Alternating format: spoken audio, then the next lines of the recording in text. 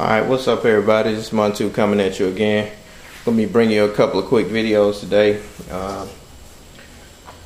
This one is part 2 of a video that I'll be posting about the 4-in-1 emergency tool that you see here. Carry these in the store. They're $15.95, and I'm going to be doing a review on this. Like I said, I don't know if you saw the previous video I put up. I did what I consider part 2 first. I was in the building and we had a chance to tear something out the wall, so I did that. So that's why I did it kind of backwards. But anyway, you'll understand once I put this video up. What you're looking at now is going to be part 1, but part 2 we actually in a sense did first. But one of the quick notes I wanted to go into, another thing I'm going to throw into this video right quick before I get into this. Just a quick reminder, this is my World Band radio, and as a reminder, you know what, I'm going to do a review on this too separately, just so you guys can, because I do want to talk about radio communications. The other day I popped this open and it had, and you probably can still see the traces of it because I left it like this because I was going to do a video on it, but if you look here you can still see some corrosion, and you still see the corrosion dust. I got most of it off. It's important that we, I always recommend when you build your survival kit, you put it up and leave it up. But it's important that we remember, and even though I teach it, sometimes I slip on certain items, and really not trying to make an excuse for myself because this was in my wife's bag, but still my job to check on, make sure they kits and everything is together. But I don't keep batteries in my electronics while they're in storage because they will corrode. And just to give you a little picture, these are the batteries I just put in, but in this little packet right here are the batteries that I took out. And this one, only one had corroded real bad. I think you can see that. I'm not sure on the camera. Let me bring it a little closer. But you see that white residue on there? That's where it had corroded. It had corroded on the back, and that'll mess up your product. So just remember, if you got anything electronic, any kind of like radio, flashlights and stuff like that, if you don't use them on a regular basis, which you shouldn't if they're really in your kit, just take some duct tape or some electrical tape and tape your batteries to the product, and make sure you leave the batteries out so they don't corrode your gear, your electronic gear, and when you need it most, create a failure condition. But that's all I want to say on that. Same thing, I had my range finder out, and I'm just going to be showing you how a lot of these different little things work, but that's not the focus of this video.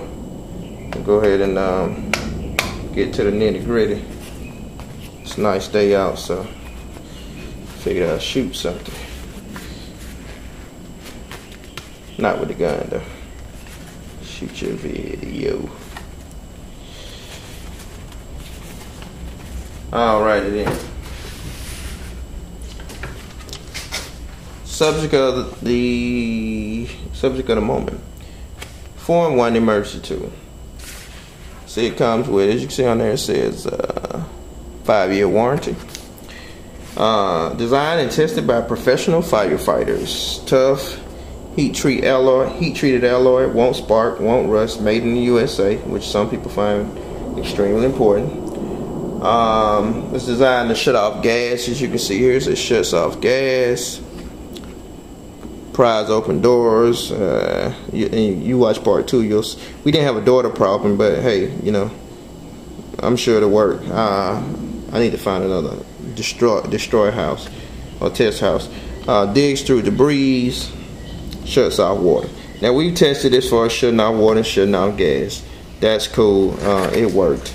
On the back here it says pretty much the same thing. This gives you some safety tips. Check for proper fit. Most gas and water shut off valve require 1/4 turn to close. Always wear proper safety equipment. Blah blah blah. Talk about the warranty, but that's it in the packet. This is the one we've been testing. And you know what? In the future, I'm gonna write down everything. I'm gonna write down a list of tests that the device needs to pass. Now, this thing, one thing about it, It's extremely lightweight. I don't know what alloy this is. Probably some type of aluminum alloy. Cause this, I mean, it's light in comparison to, say, that's sweet. They got all the noise for the video. In comparison to this hammer, which they're about the same size if you look at them. The hammer is a little bit longer. Just a little bit, as you can see. The hammer's a little bit longer. A little bit. The hammer is definitely a little bit heavier. But that's, you see by the size of it, it's a little bit over, maybe 8 inches, I think. Somewhere around that 8 to 9 inches. Let's look at the weight of this thing.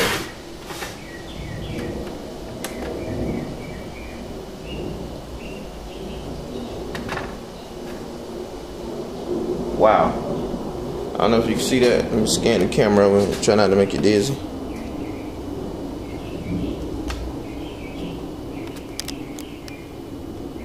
It's the camera says,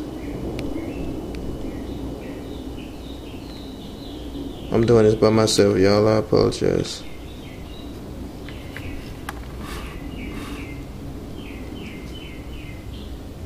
.89 ounces. It's about it's less than 0.89 pounds, which is less than 1 pound. Basically, this device weighs less than 1 pound. Or this tool weighs less than 1 pound. Let me get this thing right.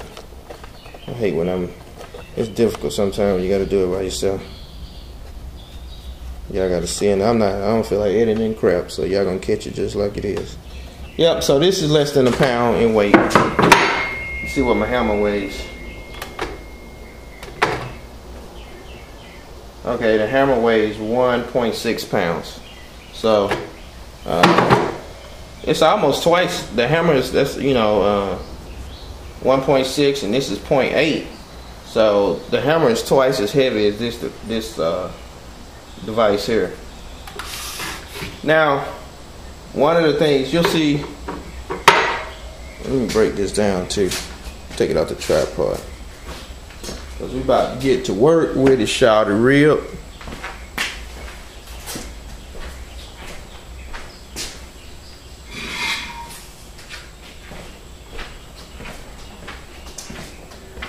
Now, we're going to be pushing this tool outside of its design a little bit. Got my little wood with the 16 penny nails in it. These are concrete wood nails. We're gonna hammer with it a little bit. One thing I like for my tool to be able to do is, you see part 2, you'll see where we did actually pry with it. So I do believe it'll pry a door. I know it'll turn off your gas and water. But let's see if it'll hammer. We can't. One thing, you can't pull nails with it because it doesn't have a design for that. But let's look at hammering with it.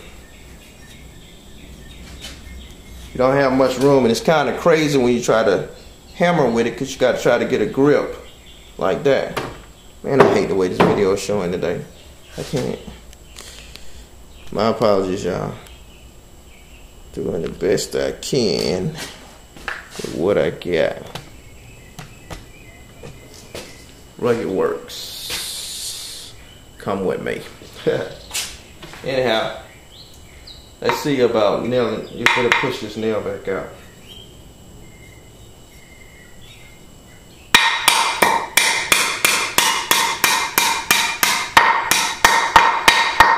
Alright, that worked. Push that mud out.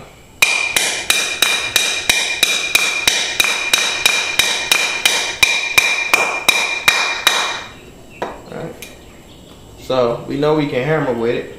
Let's look at the impact surface. Let me get that in focus. Yeah, not too much damage to it, but it is digging. It's definitely not designed for hammering. Let's hammer it back in.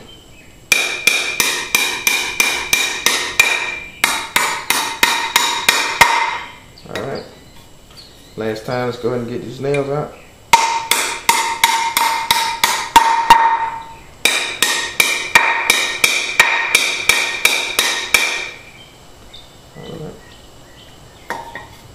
so we can't hammer with it. Next test, which is a little bit different, let's go and see if we can dig with it.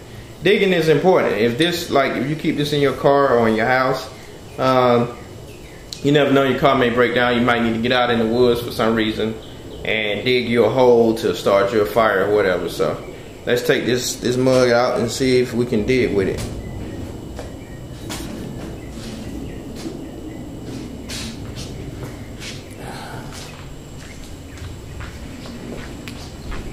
Yeah, I get to view the lovely concrete.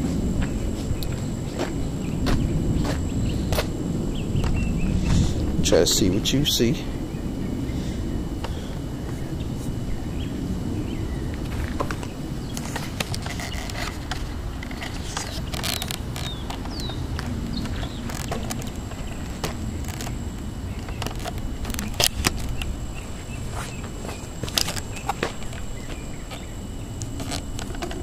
And these tests are not going to be too extensive. We're just trying to do some basic tests. Make sure you can see what I'm seeing. Alright, that's the hole I started digging with the other day. And I already tried it out for digging, and it pretty much worked, but I just want to show y'all how it worked.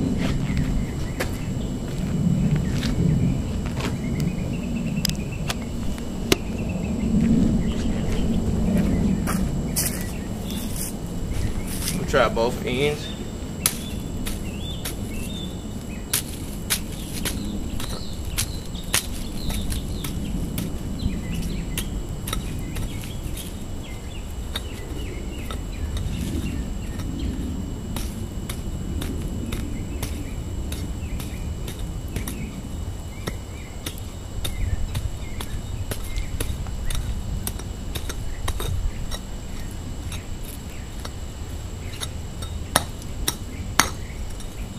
Hard under here. I don't know what it is, but it's a pipe. It's a pipe of some sort. Should not hit that too much.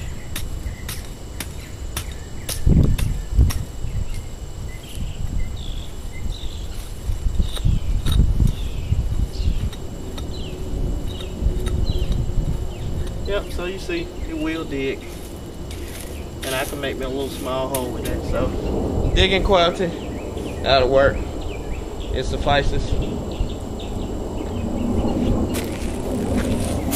Now let's, what else? I showed you prying, I showed you digging. Let me take you over here and do one other thing.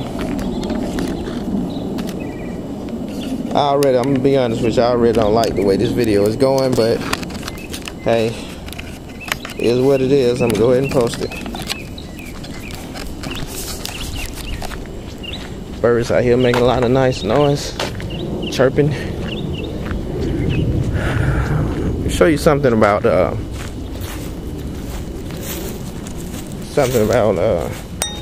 turning off your utilities. Now this is important. It's important to know, and it's important to learn. Now this is down here in Atlanta, a lot of the utilities company has switched these little things right here, these little sensors, where they don't have to open it anymore and read an analog meter. There's some type of I think it's some type of radio thing. They put a little scanner over it and it reads how much water you've utilized.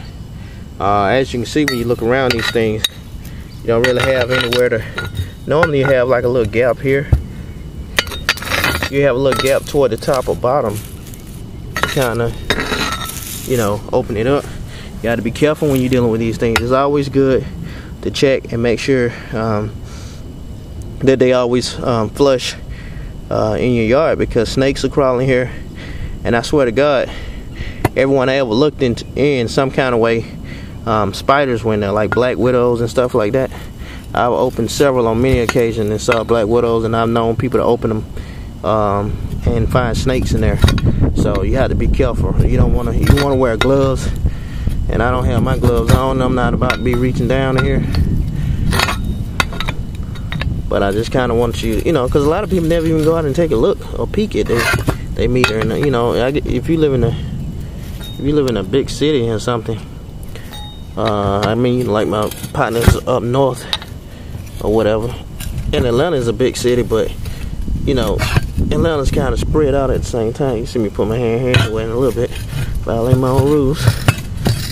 Cause this one, with this little thing they put here, it makes it difficult.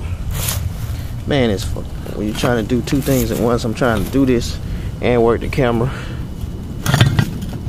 It wouldn't be that hard. I'm not gonna put my finger far, but okay, now you see the lid's up. Look at that, something crawling on my shoe already, some type of living creature. Get off.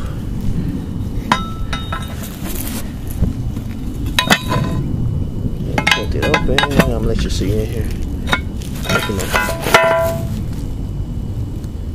See all the spider webs and stuff down in there? That's the little sensor thing I was telling you about. Actually has some kind of water mildew, so you have to be careful. Look at all the spider webs in there.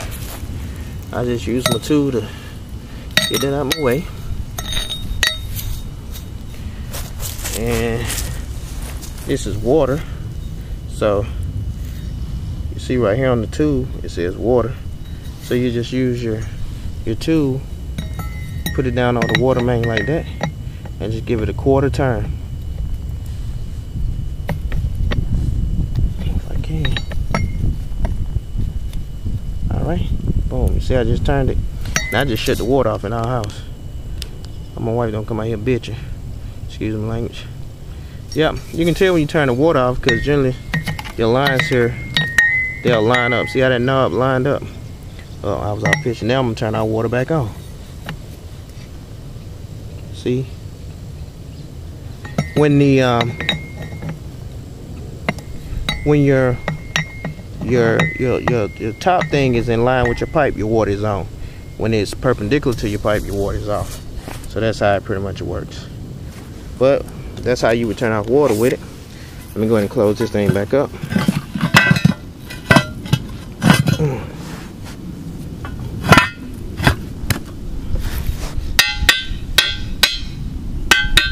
Sorry with the camera, had to make sure it was on good. But that's how you would use the tool.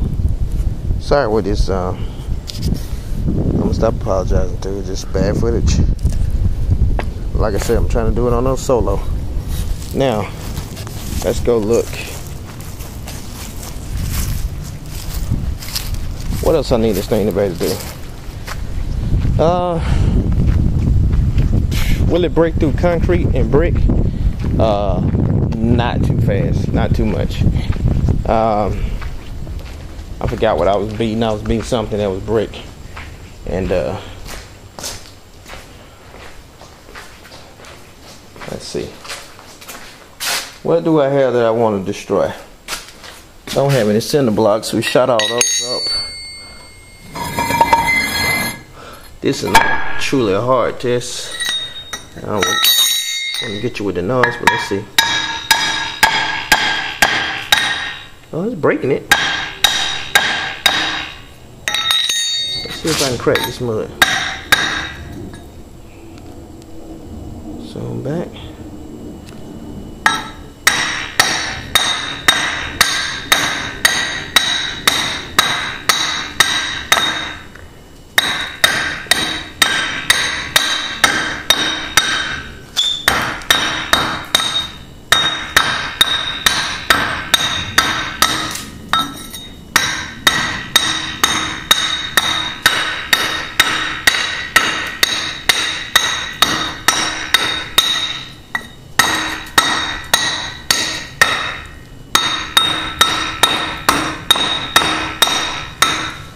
Well, let's see.